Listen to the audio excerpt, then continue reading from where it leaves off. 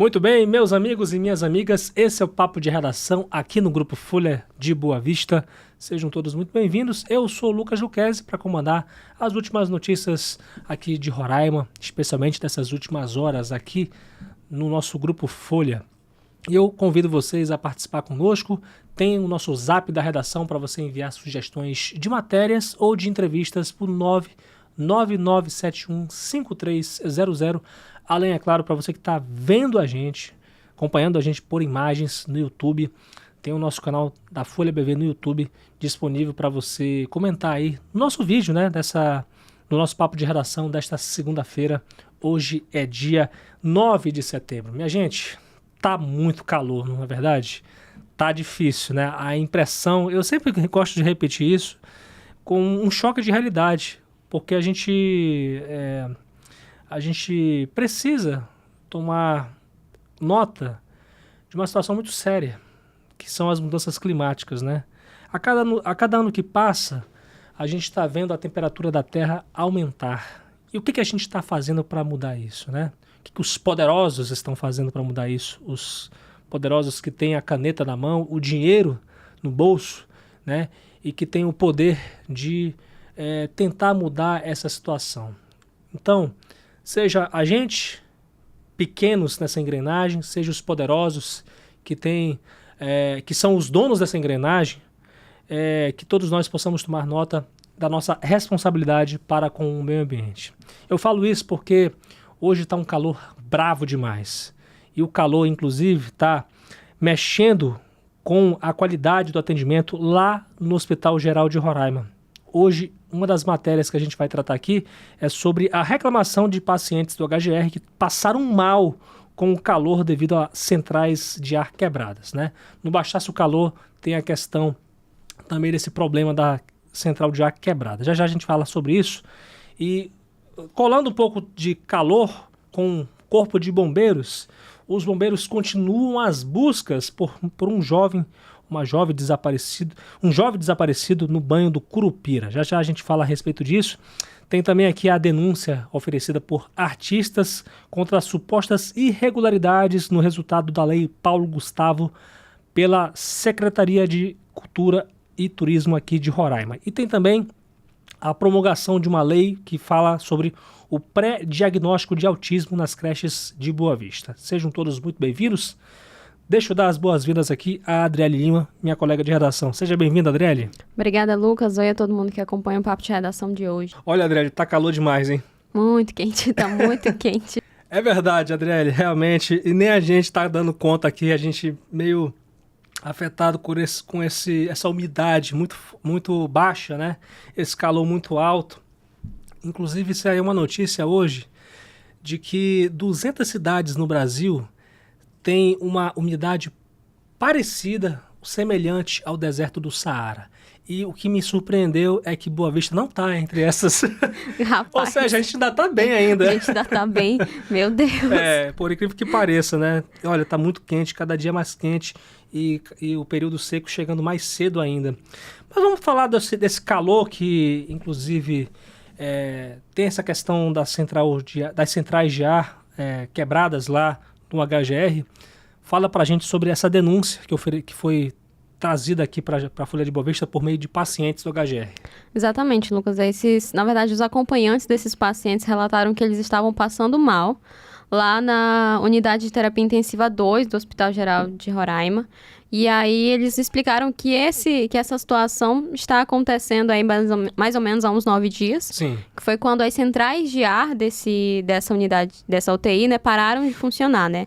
Uma acompanhante de uma paciente idosa que está lá no hospital, ela relatou que há 20 dias ela está acompanhando a mãe dela no hospital e há 9 dias as centrais de ar quebraram, pararam de funcionar e ninguém fez nada. E aí ela relatou que está muito quente, muitos idosos estão passando mal. Imagina. E que as centrais não estão prestando e o hospital não faz nada, né? E aí a gente foi atrás de explicações e a CESAL apenas informou que a equipe técnica foi acionada e que a climatização da UTI do HGR está sendo gradativamente restabelecida.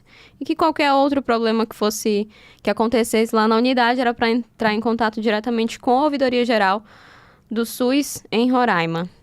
Olha, é muito legal essa resposta, só que a impressão que se tem é de que muitas dessas denúncias, elas não resolvem um problema, porque as pessoas reclamam, ou talvez as pessoas não reclamam, eu não sei. Se as pessoas que não realmente não formalizam as denúncias para resolver de fato essas problemáticas, sabe? Eu sinceramente eu não sei. Eu acho que sim, no meu ponto de vista, a gente que recebe muita denúncia, eu sempre costumo perguntar para as pessoas se elas já chegaram a denunciar diretamente. Boa. Com a ouvidoria ou com alguém da unidade, do local, né, onde o que está acontecendo. Eu pergunto, você já denunciou? Já fizeram alguma coisa? Se bom. não, me avisa aí, porque aí isso já é uma informação, Claro né? que a gente não vai negar de se denunciar se porventura Exatamente. não fez isso aí, né? Mas é bom saber, porque, tipo assim, significa que a pessoa é o mesmo... Antes de chegar ao jornal, ela já foi atrás de outras formas para denunciar a situação. Então, eu acredito que normalmente quando vem para o jornal essas informações, essas denúncias, é porque realmente a pessoa já não vê outra solução. Fala, vou colocar mesmo na mídia para ver se dá resolve, jeito. né? Exatamente. Exatamente. E uma coisa que eu acho importantíssimo, né? E que, Adriele, os políticos, de modo geral, eles não sabem o quanto eles podem fazer o bem para as pessoas. O quanto eles têm a capacidade de fazer o bem para as pessoas. De um modo geral, né? Não estou falando... aliás, de modo geral, eu digo assim, tem as suas exceções, evidentemente, né? É bom ressaltar isso. Eu não estou querendo criminalizar a classe política de modo geral, mas as pessoas, elas têm que ter a dimensão do quanto elas são importantes. Elas foram eleitas para resolver o problema, sabe? Elas foram designadas para uma função para resolver um problema, né? Então, é isso que a gente espera dos nossos representantes, que a saúde ela funcione, sabe? E a mesma forma cara, a gente não, às vezes a gente não sabe a dimensão de quanto a gente tem um poder, né? A gente fala, as teorias de modo geral, na academia, tratam aí a imprensa como o quarto poder, né? Exatamente. E eu acho muito interessante, muito legal o respeito que as pessoas têm pela gente, né? Porque a gente é o último recurso dessas pessoas para mudar uma realidade, mudar a sociedade e denunciar o que está errado para consertar e se tornar algo certo, né? E fazendo um link de calor com Corpo de Bombeiros, a corporação segue nas buscas por um jovem desaparecido no banho do Curupira. E eu quero saber, Adriele, quais são as últimas informações a respeito desse caso? Então, Lucas, as últimas informações é que exatamente essas buscas continuam aí pela localização de Esdras Miguel Freitas, de 18 anos, que desapareceu no banho do Curupira, lá no bairro Paraviana, no fim da tarde do sábado, né, no dia 7. De acordo com as informações que a gente obteve ainda ontem, né, apurando, a vítima ela estava em companhia de outros amigos quando um dos jovens começou a se afogar e Esdras foi salvar esse amigo e aí os dois começaram a se afogar juntos. O outro rapaz, ele conseguiu ser socorrido, mas o Esdras desapareceu nas águas, né? E aí, segundo as informações do Corpo de Bombeiro, por volta das 18 eles foram acionados, foram ao banho, né? E iniciaram as buscas, mas não localizaram o rapaz naquele dia e os trabalhos continuaram tanto pelo dia de ontem, né? Todo domingo, e continuam ainda hoje, nessa segunda-feira. Pois é, a gente... Agora, que a gente está gravando aqui, as informações atualizadas a respeito disso são essas. E claro, né, gente, eu particularmente, contrariando todas as expectativas, eu já vi gente sendo encontrada com vida, né? Se afogou assim, que acabou sendo achada na margem, e aí de repente parece até que é um milagre que aconteceu, né? Para quem acredita, um milagre aconteceu e o Corpo de Bombeiros acabou encontrando essa pessoa com vida. Eu estou dizendo assim, que já aconteceu, né? Uhum. Aqui em Roraima mesmo já aconteceu esse tipo de caso, né? E a gente espera que esse caso seja solucionado o mais rápido possível, né? E que esse rapaz seja encontrado com vida. É o que a gente espera, né? A esperança é a última que morre. Com certeza. Essa frase ela é muito real. E vamos falar também, Adriele, a respeito da cultura do estado de Roraima, porque artistas estão denunciando supostas irregularidades no resultado da Lei Paulo Gustavo, divulgado aí pela Secretaria Estadual de Cultura e Turismo. Quais são as informações? Então, Lucas, as informações que a gente tem é de que um produtor, ele procurou a gente para relatar essa situação, de que por vários dias ele tentou contato com a secretaria solicitando as justificativas dos avaliadores, que é um direito dos candidatos, mas não teve resposta através dos contatos fornecidos pela Secult. Uhum. E aí ele relatou que precisou procurar até os contatos pessoais desses responsáveis pela banca avaliadora para tentar solicitar os documentos. Esses documentos que ele está atrás é a questão dos projetos que foram desclassificados. Sim. E não tiveram uma justificativa plausível, né? Eles não consideraram a justificativa para a recusa dos projetos plausível, então eles foram atrás de mais informações. E aí eles não conseguiram e tentaram contato diretamente com a secretaria. Sim. E aí ele relatou para a gente, né? Abre aspas, para que a gente consiga entrar com recurso, precisamos saber o que nos reprovou segundo os avaliadores. Não só eu, mas inúmeros candidatos estão relatando que a secretaria se negou a entregar os resultados para eles. Esse é um direito nosso que não foi respeitado, fecha aspas. E a outra reclamação é de que alguns candidatos que não possuem experiências nas áreas que se inscreveram teriam sido contemplados e os artistas que têm anos de contribuição na área foram desclassificados. Uma candidata a um dos lotes do edital voltado para a economia criativa, por exemplo, ela relatou que na sua categoria, algum dos classificados não tem classificação na área e acabou sendo classificado, né? E aí isso aí é uma forma de demonstrar que houve um desequilíbrio, né, na avaliação, Sim. na visão dos candidatos que tentaram aí a Lei Paulo Gustavo. Sim, E aí a gente procurou a Secult, mas até agora a gente ainda não recebeu uma resposta sobre isso. Fica aberto aí o espaço para a Secult, a Secretaria Estadual de Cultura e Turismo, se manifestar a respeito disso. Né? É uma situação, uma denúncia, eu acho que é uma denúncia séria, inclusive, né?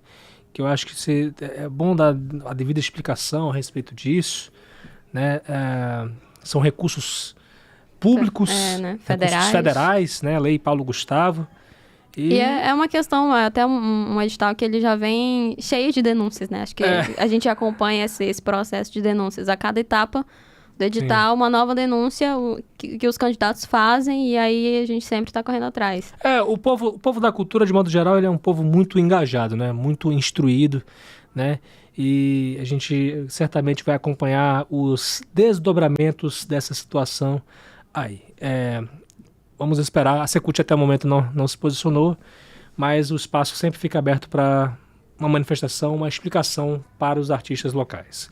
Adriele Lima, muito obrigado pela sua participação. Desejo a você uma excelente semana e que a gente possa escrever boas notícias para a nossa sociedade roraimense. Obrigada, Lucas, e até a próxima. Muito bem, gente, vamos tratar um pouco de cotidiano e política, porque o presidente da Câmara Municipal de Boa Vista, o vereador Genilson Costa, do Republicanos, promulgou a lei que institui a preferência da aplicação de um questionário nas creches públicas municipais para identificar sinais precoces do transtorno do espectro autista, o TEA, em crianças na capital.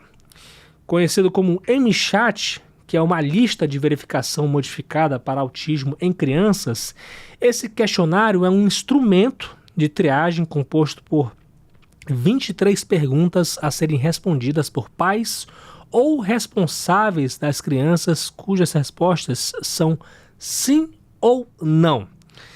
Nesse próprio projeto de lei, os vereadores Tiago Fogaça, do MDB, e Ítalo Otávio, do Republicanos, explicaram que esse relatório é capaz de identificar uma criança com suspeita de autismo, mas o diagnóstico, segundo eles, só pode ser concluído após exames e o atendimento médico.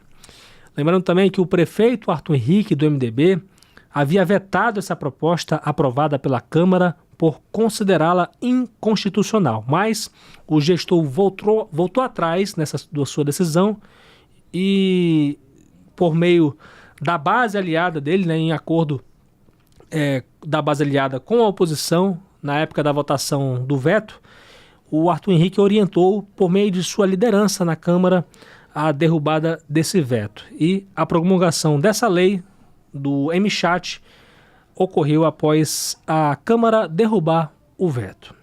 Então, boa notícia aí para quem defende a causa das pessoas, das crianças com transtorno do espectro autista. Agora está autorizada aí a aplicação de um questionário nas creches municipais para identificar sinais de possível autismo, né, em crianças, né, e aí esse relatório todo pode ser encaminhado para exames, né, para poder fazer um diagnóstico mais fechado a respeito de autismo, se a criança tem ou não, ela tem o transtorno do espectro autista. Muito bem, minha gente, deixa eu me despedir de você aqui no Papo de Redação desta segunda-feira, dia 9 de setembro. Sou o Lucas Luquezzi e aproveito para convidar vocês a seguir as nossas redes sociais no Instagram, no Facebook, no X. Oh, gente, o X tá suspenso ainda, desculpa, tá? Estira o X, tá? Facebook, Instagram e o YouTube também, @FolhaBV. Estamos lá como Folha BV. Tem também Folha FM 100.3 no Facebook e no YouTube, Rádio Folha BV no Instagram e a minha rede social pessoal está no Instagram, @LucasLuquezzi, @LucasLuquezzi. Me segue lá, acompanhe os bastidores e fique por dentro também do que a gente faz aqui atrás dessas câmeras, né?